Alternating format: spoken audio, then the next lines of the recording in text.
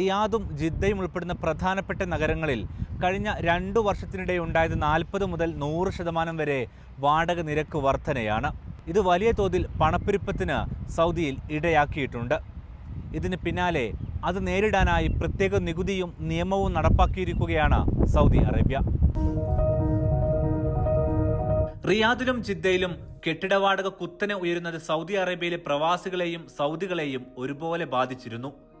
40 മുതൽ 100% വരെ വാടക വർധന ഈ നഗരങ്ങളിൽ രേഖപ്പെടുത്തിയിട്ടുണ്ട്. ഇതിന് പിന്നിൽ പല കാരണങ്ങളാണ്.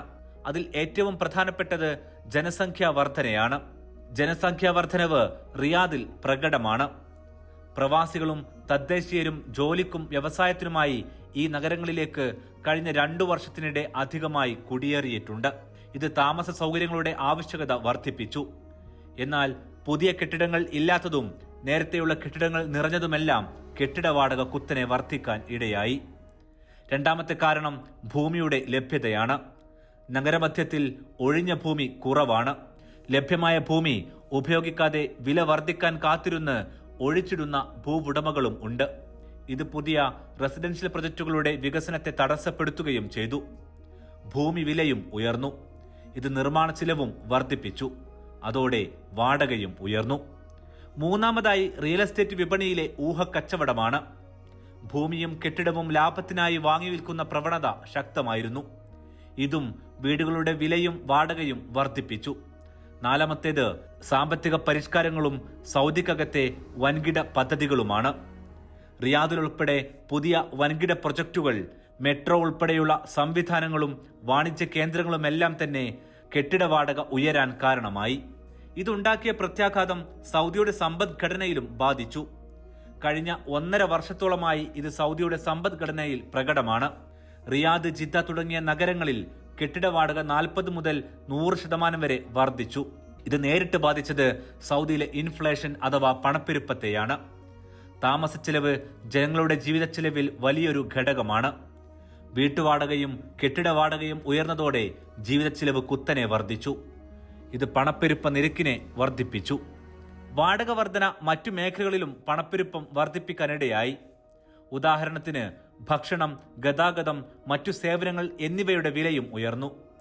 ബിസിനസ്സുകൾക്കും വാടക ചിലവ് വർദ്ധിച്ചിരുന്നു. ഇവർ ചിലവ് ഉപഭോക്താക്കളിലേക്ക് പകർന്നു. റിയാദിലെ ഒരു ചെറുകിട റെസ്റ്റോറന്റിന്റെ വാടക 20% മുതൽ 40% വരെയാണ് ഉയർന്നത്. ഇതോടെ ഭക്ഷണവിലയും അവർ വർദ്ധിപ്പിച്ചു. ഈ സ്വാധീനങ്ങൾക്ക് പിന്നാലെയാണിപ്പോൾ ഭരണകൂടത്തിന്റെ നടപടികൾ. വാടക നിയന്ത്രിക്കാൻ സൗദി കിരീടാവകാശി മുഹമ്മദ് ബിൻ സൽമാന്റെ നേതൃത്വത്തിൽ 2 നിയന്ത്രണങ്ങളാണ് കഴിഞ്ഞ ആഴ്ചയിൽ കൊണ്ടുവന്നത്. ഒന്ന്, നഗരങ്ങളിൽ ഒഴിഞ്ഞുകിടക്കുന്ന ഭൂമിക്ക് നികുതി ഏർപ്പെടുത്തി.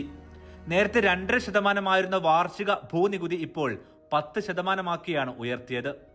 അതായത് 5000 ചതുരശ്ര മീറ്ററോ അതിലധികമോ വരുന്ന ഒറ്റയോ ഒന്നിച്ചോ ഉള്ള ഭൂമികൾക്ക് ഈ നികുതി ബാധകമായിരിക്കും. എന്നുവെച്ചാൽ കെട്ടിടമൊന്നും നിർമ്മിക്കാതെ നിർത്തിയ ഭൂമിക്കോ കെട്ടിടങ്ങൾ നിർമ്മിച്ച് അവ വാടകയ്ക്ക് നൽകാതിരിക്കുകയോ ചെയ്താൽ 10% ഓരോ വർഷവും നികുതി അടക്കേണ്ടി വരും. 90 ദിവസങ്ങൾക്ക് ശേഷം ഈ നിയമം പ്രാബല്യത്തിൽ വരുമെന്ന് മന്ത്രിസഭ കഴിഞ്ഞയാഴ്ച അറിയിച്ചിട്ടുണ്ട്. ഈ നികുതി നിയമത്തിന്റെ ലക്ഷ്യം വ്യക്തമാണ്. ഭൂവികസനം വേഗത്തിലാക്കുക, വീടുകളുടെ എണ്ണം കൂട്ടുക, റിയൽ എസ്റ്റേറ്റ് വില കുറയ്ക്കുക. ഭൂവുടമകൾക്ക് 2 വഴികളാണ് ഇതോടെ ഇനി മുന്നിലുള്ളത്. ഒന്നുകിൽ വൻ നികുതി അടക്കണം, അല്ലെങ്കിൽ ഭൂമിയിൽ കെട്ടിടം നിർമ്മിച്ച് വാടകക്കോ വിൽപ്പനക്കോ വെക്കണം. ഇതോടെ ഘട്ടം ഘട്ടമായി വാടക നിരക്ക് കുറയുമെന്ന് ഭരണകൂടം പ്രതീക്ഷിക്കുന്നു. നേരത്തെ റിയാദിൽ ഭൂമി കെട്ടിട വിൽപ്പനയ്ക്ക് ചില പ്രദേശങ്ങളിൽ നിയന്ത്രണം ഉണ്ടായിരുന്നു. വാടക വർധന തടയാൻ ഈ നിയന്ത്രണങ്ങൾ സൗദി കിരീടാവകാശിയുടെ പ്രത്യേക നിർദ്ദേശപ്രകാരം നീക്കിയിരുന്നു. ഇത് ഭൂമി കെട്ടിട വിപണനം വർദ്ധിപ്പിക്കും.